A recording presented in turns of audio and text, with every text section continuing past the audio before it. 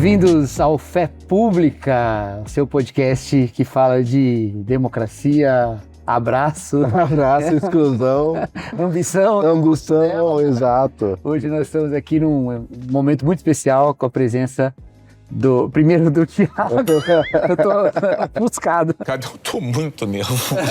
Eu sou o Cacau Marques, pastor batista, professor de história. E eu sou o Thiago Melo, sou teólogo e cientista da religião. E nós estamos aqui hoje com o teólogo Dr. Miroslav Volf.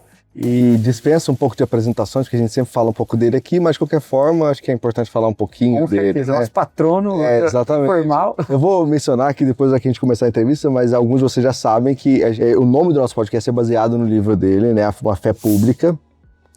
Então, assim, é uma honra, assim, demais ter ele aqui com a gente, e a gente vai falar um pouquinho sobre os temas que tem a ver com o último livro dele, mas também outros temas que a gente preparou aqui, né, questões difíceis para a gente lidar aqui.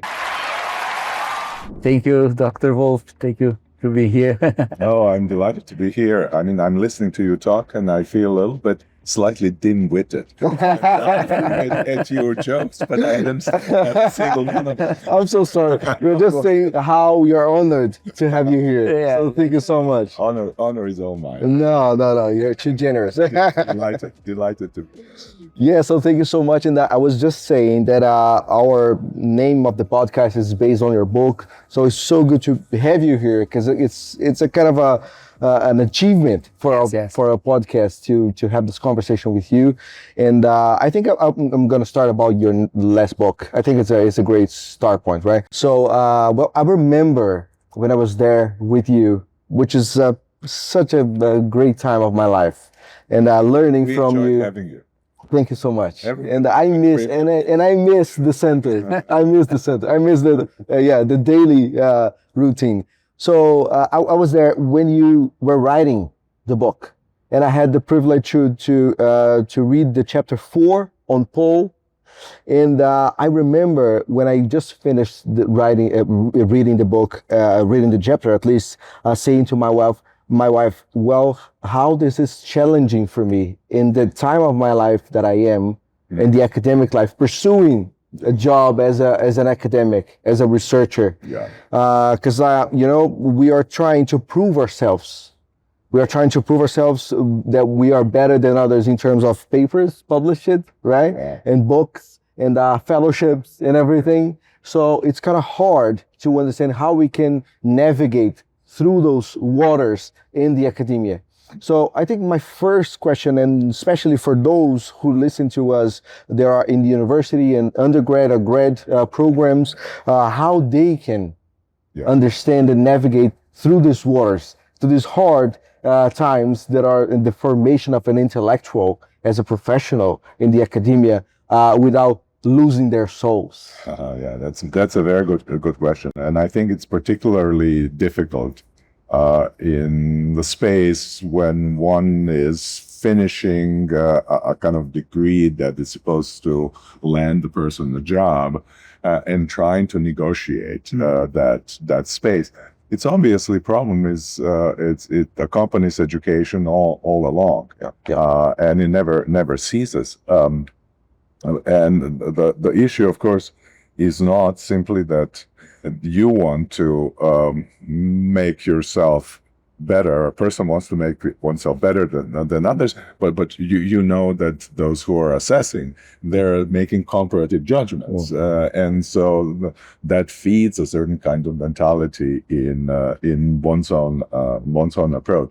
I have found that in my own intellectual journey, I had to do things that satisfy certain kinds of requirements, right? And satisfy with the certain kinds of, to certain kinds of degrees.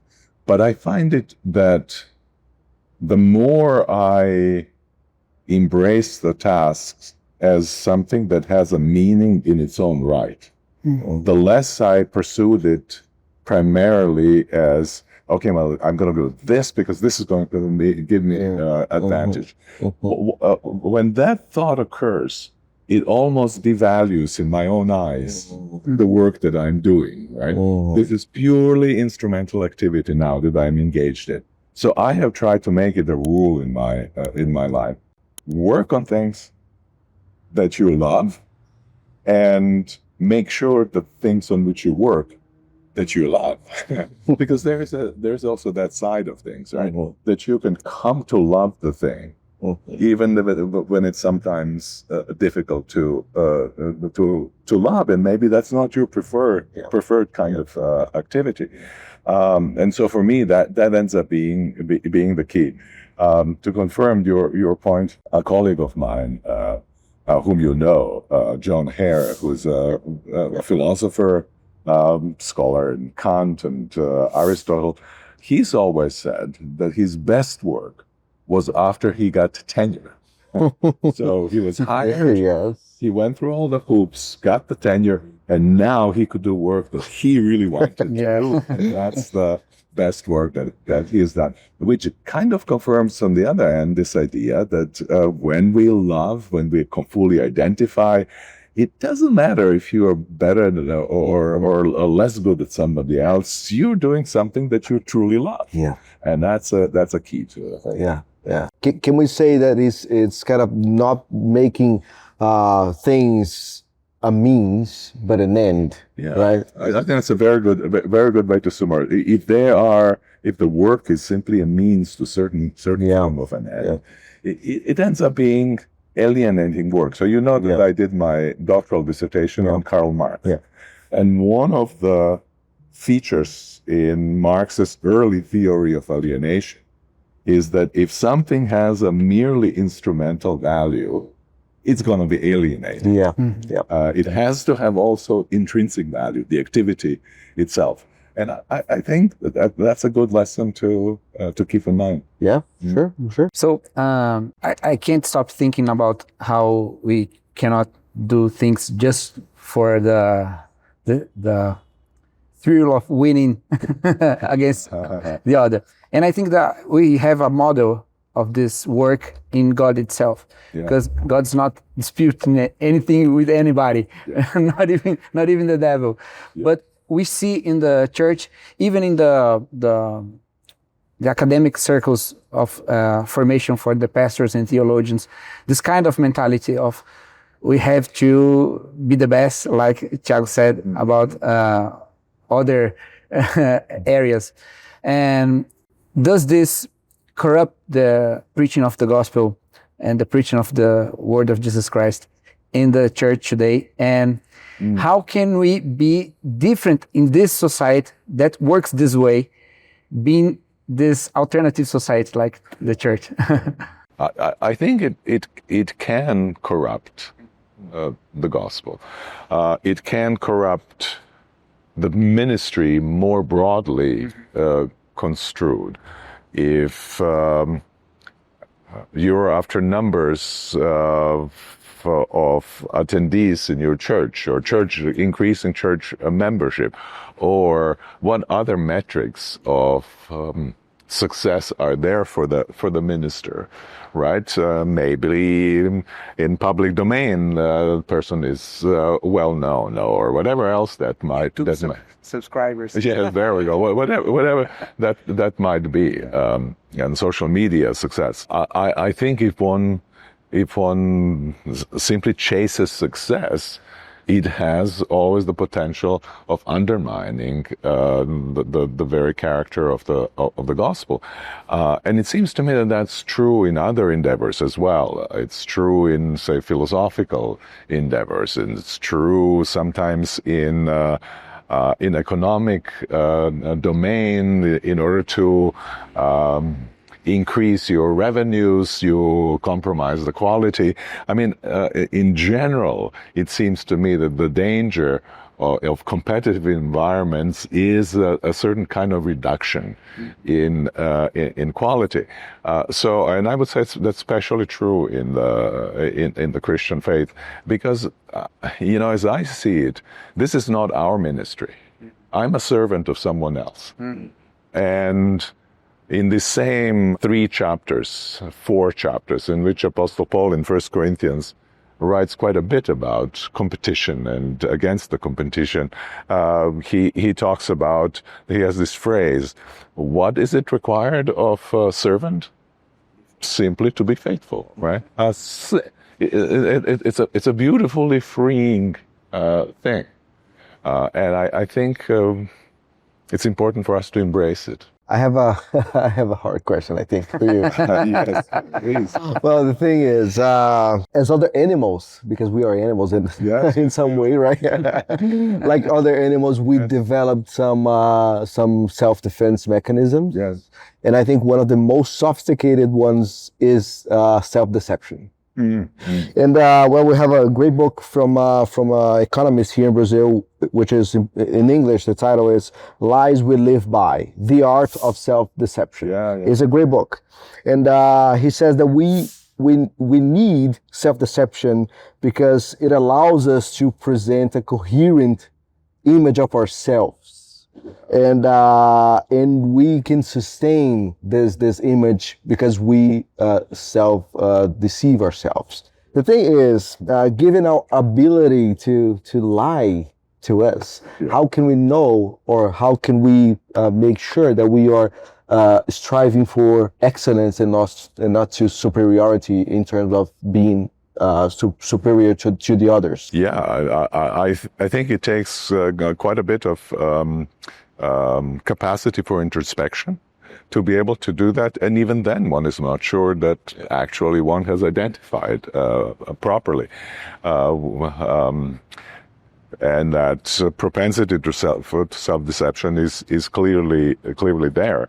But it seems to me also, and here comes my beloved Dostoevsky, as you will know. So if you in the early pages of Brothers Karamazov, he has there's this passage of the woman of little faith, and basically she comes to him and tells him how she's kind of burning to serve the people, and then she realizes, well, you know, but the condition would be that they're grateful to me. What if they turn out not to be grateful? Then I would not do that. And so she's going this whole story, intricate story. She understands the dynamics of it, and almost she now wants his approval for understanding about generosity that she has. And Zosima then tells her just to that's really marvelous, but just to make sure not to keep the soul free of lies. Not to lie to oneself. And then he says, just what you said, it's the most difficult of things, because we always want to lie to ourselves, to shore up our self-image. But it seems to me also, if it's true that most fundamentally our identity comes from God's relation to us, then I can afford not to look the best in my own eyes. It doesn't compromise my own sense of who I am. Whereas if I seek identity from the gaze of others, it's a kind of merciless gaze, and therefore always wants to undermine me, because the struggle for superiority is always there, even in the gaze of others. And then I myself have to shield myself from the destructive effects of the gaze of others. So it's true that it's hard to free ourselves from lies, but it's also, there's a bit of a possibility given to us by the radicality of God's grace. And I think at the basis of it is this message of justification by grace, by faith, right? You are accepted. Yeah, that's really good. And I just remembered Sartre with, I'm not sure if in English it's the same term, but it's bad faith. Yeah. Bad faith. So the bad faith, it's a kind of self-deception to illusion, so you can maintain an image of yourself that is not really yourself, or just it's not the image that you take responsibility for who you are. Yeah. But at the same time, we are what we see in the eyes of the other. So we recognize ourselves in the eyes of the other. Yeah. So it's so hard to kind of to not relate our identity to these reactions that we have in our daily relations. Right. But as much as I lie to myself, so the eyes of the others lie to me. That's good. Yeah, that's good. Yeah. The same kind of interest. That makes me lie to myself makes the person who is assessing me lie to me and lie to themselves, right? So and that's a very good illustration of what one might describe the kind of the pervasiveness of sin. And I think when we think about those things, that's very important to keep in mind. I think Nietzsche's claim to live is to be unjust is a kind of version of Luther's understanding of simul justus et peccator. I am justified, but I am always also to a significant degree and in a way that I can't quite show where one stops, where the other begins. I'm also a sinner. And in that sense, I think grace is really a kind of a tremendously important thing in terms of who we are and how we can truly be for the health of the soul, in a sense. Yeah. This is beautiful. Yeah. As you were speaking, I remember in your book, Exclusion and Embrace, and you bring the story of Cain and Abel, and this kind of relation where Cain has to be just by killing Abel because he's the just. And right now we had in Brazil just a couple of days ago mass shooting, and I don't know the term even. It's a kind of massacre. Yeah. Like 120 people or so. More. Even more. Yes, 120, something like that. Till now. And some Christians were celebrating because they think that the most of them were bad guys, like criminals. And connecting what you said yesterday about aporophobia. Yeah. Sometimes we see those kind of ideas like this is bad theology, this is a trace of sin and how we are fleshly corrupted. But all our systems say that if I don't protect what's mine, the other one is my enemy. So one side in one hand we have this brutal imagery, but in the other hand we have all this tradition that teaches the other one is a risk. He can be an ally, but first of all, he's a risk. So how can we walk the path of the Christian faith without just dying and even contributing for a justice that's not so selfish like these ideas? Yeah, and either ourselves dying or killing. Yes. Right. Which, if I heard you rightly, that's how your comment began. And it seems then, if one is kind of obsessed with one's own boundaries, then of course you'll celebrate when the others who may encroach on your boundaries are eliminated, right? But it seems to me that it's really, for a Christian, is what a strange thing to celebrate a death of a sinner. Yeah. I mean, we serve a God who came into the world and died so that every sinner would come, that every person could come to the knowledge of God and be freed from sin. So even sometimes I think even if we need to push against something, that is to say, even to deploy violence, and best example is Dietrich Bonhoeffer in this regard, it has to be done with bad conscience in some ways, right? Or at least with a deep sorrow that nothing else could have been done, and it's an occasion not for celebrating. It's an occasion then for mourning, some way. Cain is a very interesting case, and obviously he and all of us, we seek to defend our boundaries.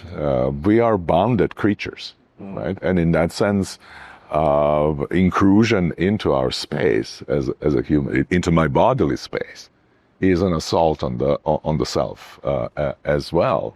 So my question always is, well, what forms does that protection of the boundary take? Are there simply modes you're either in or you're out? Or are the modes in which we negotiate our identities with others? And that's from exclusion and embrace. It always seems to me that I can simply close myself in my identity and in my boundaries in myself. And much of our kind of discomfort arises from this sense that there's been this incursion. And incursion has been because I don't see myself as being open to others. And this is not to minimize the terrible violence that sometimes occurs. We see it. We have observed it in Gaza. We have observed it right now in Sudan. I think that needs to be pushed in a significant way against. So it's a kind of complex problem that has to do with identity, but also with grace. And then the question becomes, how do I negotiate myself and the other with certain kind of grace, so that I affirm both the self of the self and the otherness of the other, and communion? Because it's not violence by violence sake. You have all this kind of discourse before that characterizes the other as the alien, the different, and so he is the risk for my kind of living, my lifestyle. And sometimes I think that seeing God as, I have to say, I'm a huge fan of Karl Barth, so but seeing God as this absolutely other, the totally other, teach me how to treat others with the same love. God's the other, and I love Right. So it's and what you said about grace and the giving of Jesus Christ as this incredible message that rescues us from this kind of mentality so evil that sin puts in us. This is something beautiful to say, but so hard to live. Agreed. I keep finding people saying that I read Exclusion and Embrace. It's so hard to live this. Yes. I mean, I will make the same confession. It is very hard to live. It is maybe easier to live in some relationships than it is in others. Maybe in some relationships,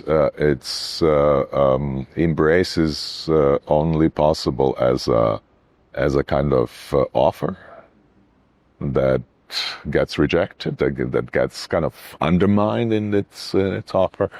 So, and sometimes there's just incapacity for doing this. I mean, that's why forgiveness of sins is essential to the Christian tradition, and it allows Christians not to compromise the demand so as to be somehow able to satisfy it, but insist on the demand and on the beauty of that demand, while at the same time knowing that there is a way in which I can be held even when I don't satisfy that demand. Yeah, so let's keep talking about politics. By the way, next year... Haven't we been talking about politics? Yeah. That's true. So, by the way, next year is a presidential election year, so it's a kind of tense for us here. And I'm trying to think. Maybe that's a selfish question, because I will probably use your answer as in some paper of mine or something. But I'm thinking how theology can contribute, right? So what does theology have to say of those conflicts, this so divided society? And especially in election years, you have this temptation to be better than the other, because you have like this moral superiority, right? So my ideology is more close to the truth than yours, and then I'm superior. Sure. So first, how can we avoid that? But second, what does theology have to say, right? Because we have something to say, but what exactly can we say, right? Yeah. So there is a kind of how should I put it? A kind of participation side of that question. That is to say, how do I participate in the process? Yeah. But there's also substantive side of the question.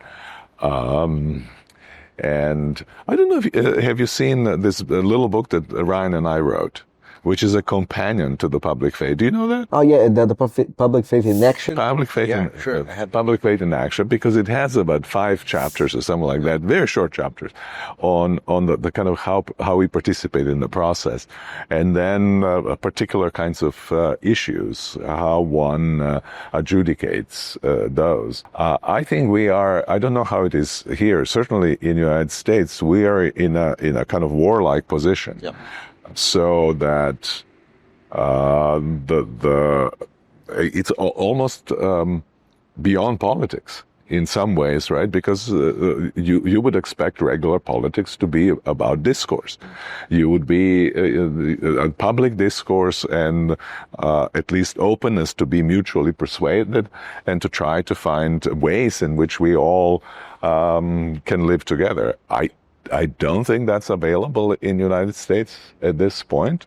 I think each side despises the other. I don't know whether that's the case here, but I mean, you did have a little Trump. Yeah, we are almost there. Yeah. So we have a little common ground. Yes. Yeah. We still have it. Yes. But it's hard to not lose it. Yes. And so that would be the question. How does one, in specific situation, acts in that space, which still is open for us? And actually, I have no advice to tell you. Thank you. I have zero. I have zero Brazilian wisdom. I have very little other kinds of wisdom, but even less the Brazilian. Okay, we neither, so we are good. In your last book, so in Portuguese, I don't know if it's your last book right now, your more recent in Portuguese. So it is last. Oh, okay, sure. The Cost of Ambition. You said as 3 examples of trying to be better than others in social media, education, and politics. And in politics, here in Brazil, we have this law that you cannot start to do campaign. You cannot start the campaign in electoral year until prior 60 days, I think, or 90 days. Yeah. But that used to work very well. And we had this kind of joke that no, now I have to see this candidate on TV. I hate that. Something like this. But right now we have this social media that we have an eternal campaign. and this you take the substance of the politics itself and the boundaries of what is acceptable, what's not acceptable of the politics, and now we have to perform in the public square. That's this kind of debate, digital debate, every time, everywhere, with everybody. And we do not do politics anymore with this kind of concern about the polish. We just want to be popular. And I have to say, sometimes I lose the hope of how can we organize ourselves. And the church gives me a little hope. Because here we talk about private devotion and how the truth lies within the being and not just in the flesh. As Peter said in the first Peter, women don't show off your jewelry, but have this virtue life and virtue. Virtuous, yes. Virtue, we are up. So my question is, even church is captivated by ideologies there and here. Do you see some kind of movement that brings this really changing life to the society through the church? It's a tough question. Some of my colleagues from Europe, you're probably familiar with Seen and Unseen, the website. Are you familiar with Seen and Unseen? No. Basically, in the UK, started by former Bishop of Kensington, Graham Tomlin. And they comment on kind of public issues, and it's from the Christian standpoint. I find that a very useful way where they have a pretty active set of writers who take up some of those issues, and. One of the realizations, and I hear that from a friend in Denmark. First, that young people are more going to church now. Yeah. They're discovering the Christian faith, and also are in search for values. They're disgruntled with politics. Politics doesn't function. Democracy is in a crisis as a mode of governing. But they're in search of something that's more lasting, something that might then also motivate forms of engagement, even if they're not strictly at the level of electoral politics. And so that you might have even in Denmark an atheist prime minister talks about spiritual rearmament, a kind of a need to get a kind of spiritual core, and embrace a spiritual core, and then act out of that core. And I find that's if that development kind of continues, it seems to me to be a very important one, and contributions can then be made from perspective of folks who have a deep sense of what is right and what is not right, and how to be engaged in situations, and who don't necessarily lose hope if the whole is not functioning, but can hope for that for which they love in a small scale. Maybe I should mention my experience in Egypt. There was one session. And the session was about faith in the Middle East, kind of state of faith in the Middle East. And faith is contested there, right? Assaulted from so many sides. And there's this dean of a school of theology from Lebanon who talks about what do we as Christians do in Lebanon, and she's seeing a lot of people leaving because violence is on all the sides. She's afraid to count because we're disappointed and how few are left. Explores variety of options, and then finally says we have to embrace the risk. Mm-hmm. And we have to embrace the risk not because we're masochist. We have to embrace the risk not because we seek some crazy thrill. We have to embrace the risk because when we embrace the risk, we're close to the God who came into the world to die for the good of the world, right? And you see a kind of combination how this immense love of God and therefore her love for her people then issues in the hope that is now not let's live in peace and prosperity. That's ain't happening anytime soon. Yeah. Our little community is a boat in a very, very rough waters. But then there are kind of limited hopes, right? That are life-giving in the circle in which we find ourselves. And so maybe that is the kind of local politics which needs to be reinvented. One life, one little community at a time. Okay, so we have a moment at the end of our podcast of recommendations. Books, music, anything you want. Oh, wow. So you can recommend, I don't know, up to 5. Let's say, but like you can recommend just one thing. But for our listeners. Oh my goodness. I'm not sure what to... Exclusion and Embrace, or The Cost of Ambition. We're already recommending it. I know. You know, my problem is that I tend not to read too many of the recent books. Yep. Right. I tend to read kind of classic works. I think the book from which I gained some insight, some clarity, was Nicholas Carr's Shallows, which I mentioned in the comments of Christum Mundau, because it gives us kind of the ability to think about the implication of dispersed kind of attention that we can now. I wish that I could remember now this Princeton professor who's doing a lot about economy of attention, which I find some of his things, and the idea of mind fracking is his phrase for that. And I think that seems to me like a very important thing. Any philosophical books? I know that you love philosophy. I know. Any Nietzsche's? So you see, I just go for Nietzsche. And I don't want to read the secondary kind of stuff.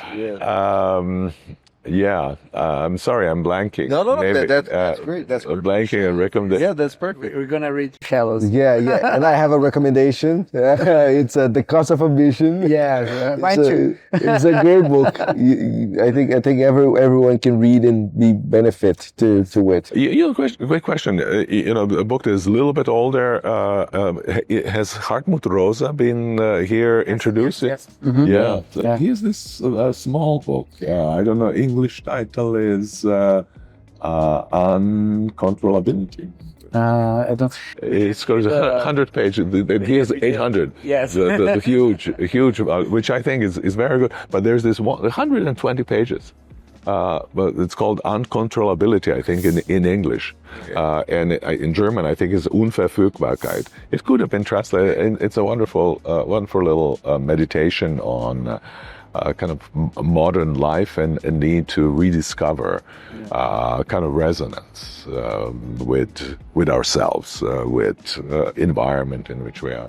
Good. Yeah. Well, just to add to it, I can recommend the Art of Self-Deception, like I mentioned.